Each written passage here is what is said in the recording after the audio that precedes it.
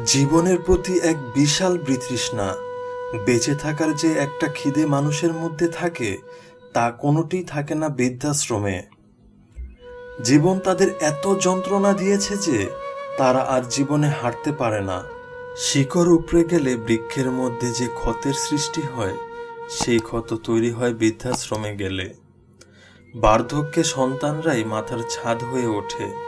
সন্তানদের থেকে দূরে সরে যাওয়া মানেই তো মাথার উপর ছাদ ভেঙে যাওয়া। সন্তানরাই যখন দূরে সরিয়ে দেয়, মনে হয় যেন কেউ নেই। বৃদ্ধাশ্রমে গেলে নতুন করে সব শুরু করতে হয়।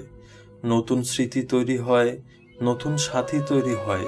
প্রতিটা দিন নতুন নতুন কষ্টের সাথে পরিচয় হয়। যে সন্তানেরা তাদের বাবা মাকে ছাড়া এক মুহূর্তে থাকতে পারত না, তারা তাদের বাবা মাকে দূরে সরিয়ে দিলেও বাবা মা এর চিন্তা হতেই থাকে। বাবা মারা সন্তানদের সঙ্গ না পাওয়ার কষ্ট পেতে থাকেন। বার্ধক্যের অক্ষমতা আর অসহায়তাই কি ৩০ বছর আগের তরুণ তরুণীকে আজকের তরুণ তরুণী ঠেলে দেয় এই বৃদ্ধাশ্রমে? যে পিতামাতা পৃথিবীর সাথে পরিচয় করিয়ে দিয়েছে আজকের ওই তরুণ তরুণীকে, সেই পিতামাতার কি বৃদ্ধাশ্রম প্রাপ্য ছিল? যে সন্তানেরা তাদের বাবা মাকে বৃদ্ধাশ্রমে দিয়ে আসে, তারা পৃথিবীর সব থেকে নিকৃষ্ট জীব। বাবা মাকে ভালোবাসুন।